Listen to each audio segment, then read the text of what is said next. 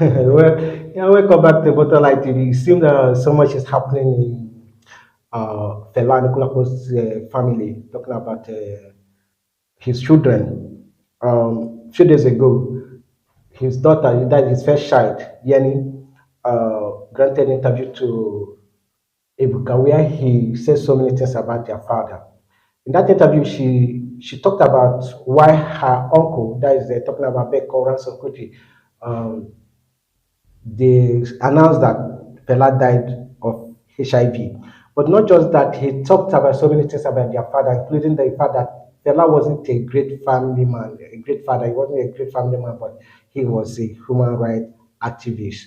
Well, this video is not about Yeni, it's about her younger brother that is talking about Fela's first son, Femi and Kuti. Also, uh, Afrobeat prince. Is he a king? No, he's a prince. Well, the first prince. Well, in this interview, not interview, he also released a video online talking about so many things, activism and all those stuff. So why I would like you to watch this video yourself, so I don't add my own words, but he says so many things. It seems so much is happening around the fella children and the family. Many people are actually accusing the family of being hypocritical, talking about Fela's children, and he tried to clarify himself and debunk some allegations. I want you to watch this video, but please don't forget to subscribe to Buttonline TV. Don't forget to like our videos, share, and comment. Thank you. Hello, everybody. I think it's very important for me to address this once more and hopefully for the last time, because people are coming tagging me about the Ojota protest. I think it was 2011 to be precise. I'm not very sure, but let me remind you what happened. I was invited by, I think it was Arise NGO and the NLC to be part of the protest. I asked them at the meeting, what is your plan B? Because I know this kind of protest, when you protest, when they call you people to Abuja, the protest will die. Me, I believed in the protest, one, because I think Nigeria should have its own refineries. I thought then the government, like all governments even, have been corrupt. Why don't we have our refineries? Till today, why don't we have our refineries? We don't have good roads, we have no electricity. And this is a fight I saw my father fight all this time as a young boy. I was arrested with him. That's another story. Maybe one day I will even go into that with you. But let's focus on Ojota. So they called me. I got to Ojota. I performed the track. I made my speech and I performed the track called Where Our Money. Listen to the track. It was released again in 2013, to be precise. 2011, where I called a lot of names. First, if I'm a bigot or tribalist, why has all my albums been attacking Obasanjo, or my father was attacking Abiola? These are our townsmen, Abi. So, was Jonathan corrupt? Let me remind you about Jonathan. Jonathan was wanted by the EFCC as vice governor for Bayelsa State. And then somehow he became vice president of Yaradua. And the case was killed, or it went to court and he died. Was PDP a good government? We all know PDP was a terrible government. Let me remind you of PDP. The first thing, all of them, all the politicians, forget their party names. I don't care. That's why I sang sorry, sorry. Sorry, sorry. They are all the same as far as I'm concerned. They had power to come to take over this country in 1999. What did they all go and do? They started fighting for housing allowance, wardrobe allowance, personal. Everything was personal. They didn't fight for, let's fix the refineries. Let's fix the roads. Let's have the best hospitals in the world. Let's have the best universities. Let's have the best schools, best education, African philosophy, African Pan-African. They didn't talk like this. It was this. Then they said buying jeeps, buying cars. And they did this all through till today. That is all they have been doing as our leaders. So I thought this protest was part of this. I got there. I saw the caliber of people there.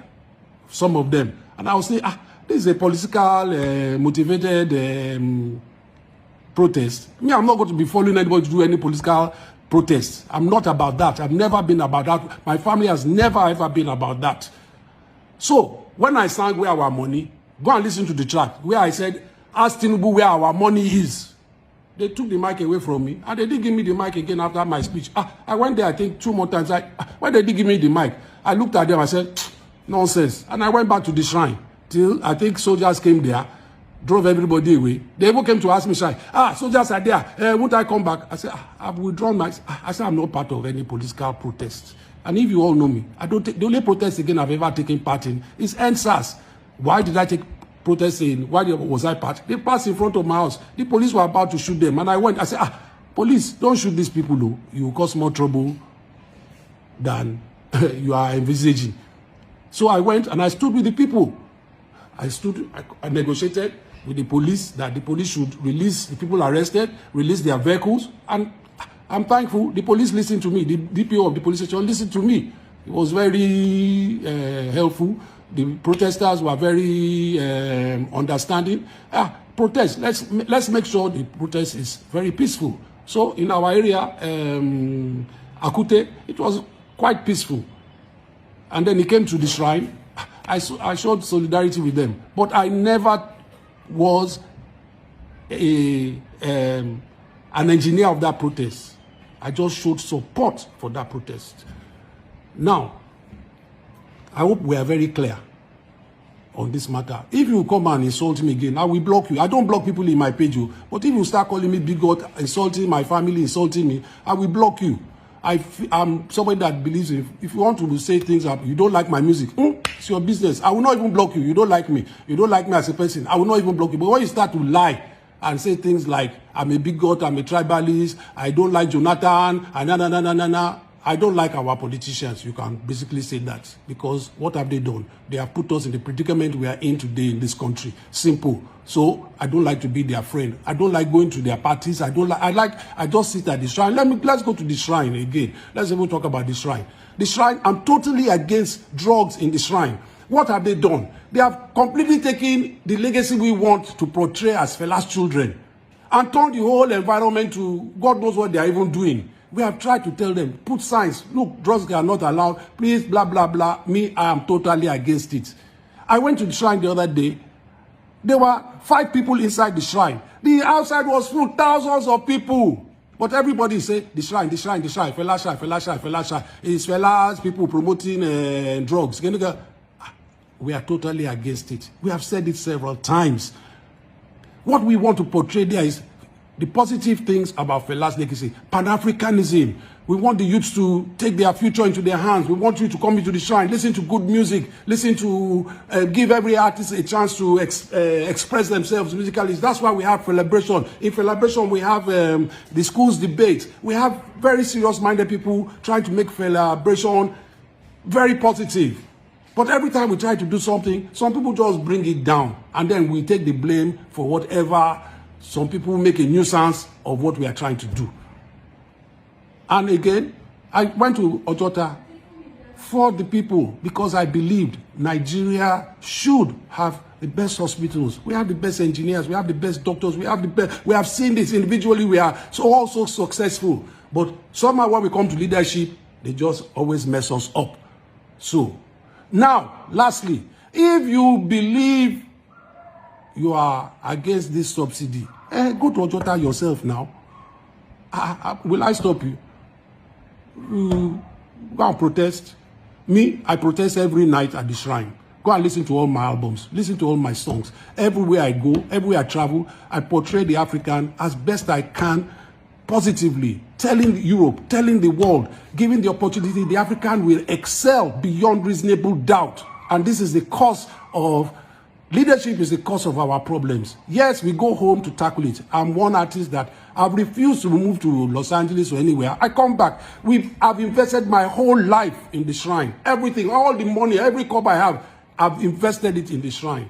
My children are here, and with the all school here, probably they will only go to Europe for higher education, but I hope they will even still come back and believe in what their grandfather, what their great-grandmother stood for, what their father too is doing, and invest and make Africa a great continent. Well, like I said, I wanted to make it a very short video. so you understand. Please, let's get the facts of Ojota. I was not part of the political agenda of Ojota. And they even practically threw me out. When I go and listen to the track, Where Our Money, go and listen to the album, No Place, go and even listen to all my albums. They are all political. Not affiliated with any political group. Never have I been affiliated with any political group. They come to the shrine to see me. Yes, so I don't even tell them not to come. If Vice President wants to come and see me, I come and see me. You will see what I'm doing. They hear about me. Maybe they like my music. Come. If the governor wants to come to shrine, I come. But will I go and campaign for them? That's how they said I campaigned for Buhari. Lies, lies, lies, lies, lies. Because you all have your own political nonsense agenda. You want to drag me into your nonsense political agenda. Please. Thank you. And those of you that know me, you know this is the truth I've spoken to you. Oh, thank you. Have a good day. Love you all.